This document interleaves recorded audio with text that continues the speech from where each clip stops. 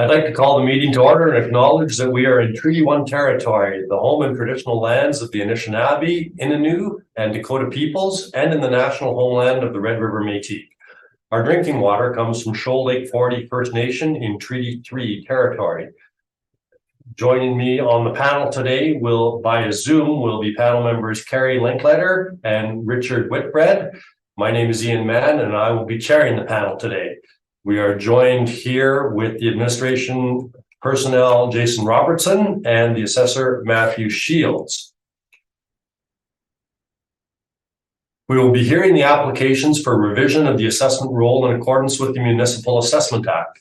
The matters for which revision is requested have been described in each application, and we will limit discussion to those matters. The statements that are made at this hearing are sworn testimony, and anyone speaking to the matters must be sworn in. Be advised that the comparisons of assessments of properties are not considered evidence of market value by the Board of Revision. The Board of Revision is appointed annually by Council and is independent of it and the City Administration.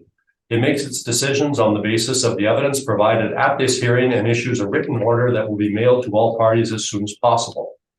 Please note that the Board's decisions with respect to an application may be appealed to the Manitoba Municipal Board if the matter pertains to assessed value or classification, or to the Court of King's Bench if the matter pertains to the application of exemptions from taxation. Should you wish to appeal, information on how to do so will be included with the Board's order. With respect to the hearing process, I will confirm the points of appeal with your property to be addressed with each applicant following swearing in. We will then have the assessor's testimony followed by questions that the applicant may have, and then the applicant's testimony followed by questions. Each side will have an opportunity to summarize if they so wish. Once all of the evidence about an application has been brought forward, the applicant may leave. The process will repeat for each item on the docket today, and the session will close after the applications have been heard, and the Board will deliberate in private and make its decisions. You will receive the Board's decision by registered mail as soon as possible.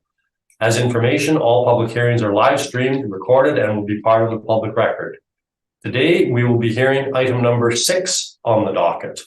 Mr. Robertson, will you please affirm the assessor and the applicant? Sure.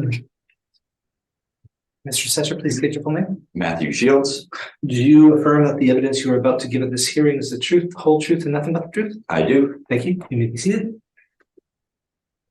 Mr. Applicant, please state your full name. Marcelo Navarro.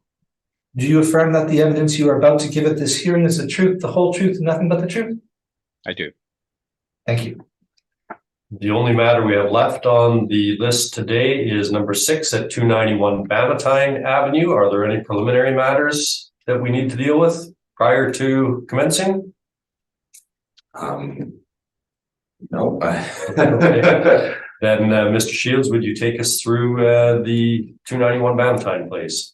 Sure. So, file number 1726, roll number 13060966100291 Bannatyne Avenue.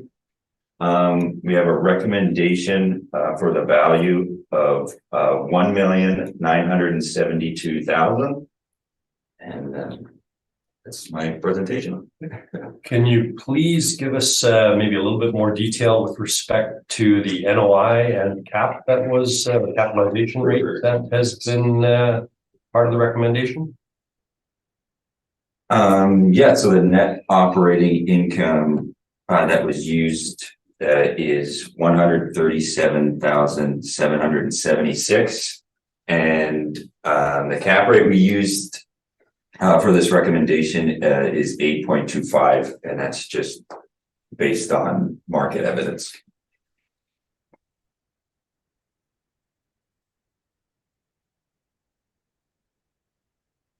Mr. Navarro, do you have any questions? I do not. Sorry, that's a recommendation. Sorry, that was a recommendation that was made. What do you feel about the recommendation? Actually, we'll be asking for confirmation of this one, so we're good.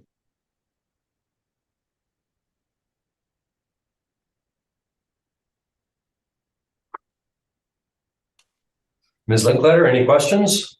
I have no questions. Thank you, Mr. Chair. Mr. Whitbread? Mr. Whitbread, you are muted. Sorry, folks. Given there's a parking structure involved, do we have to have a breakdown of the parking structure in the retail component? Is that necessary? Sorry, can you repeat that? Well, there's a parking structure factored into this evaluation, is there not? Yes, And do we not have to have a breakdown, or are you leaving the parking structure at? the value is both combined. It's both the building and the parking. I understand that. So you've broken it down in the brief, but you're not going to break it down in the recommendation. No, it was just combined value, but if you want to hear both values, I can. Well, I'm just curious as to whether we need that. I think we should probably have that for the purposes of the record. Can you give us the breakdown, please? Yeah, so the building value was 1,670,000, and the parking value would be 302,000. And are we using the same? Oh, sorry, go ahead, Mr. Whitbread.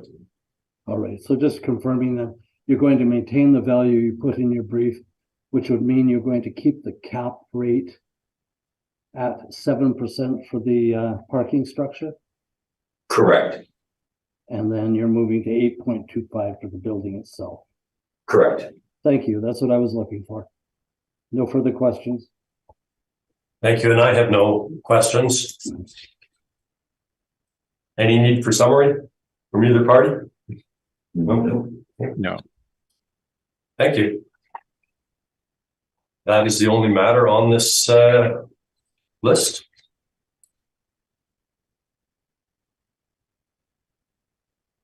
I might have one moment, please. We've now heard all the items on the docket today, and this meeting is adjourned. Thank you very much for your time. Thank you. Thank you. Thank you.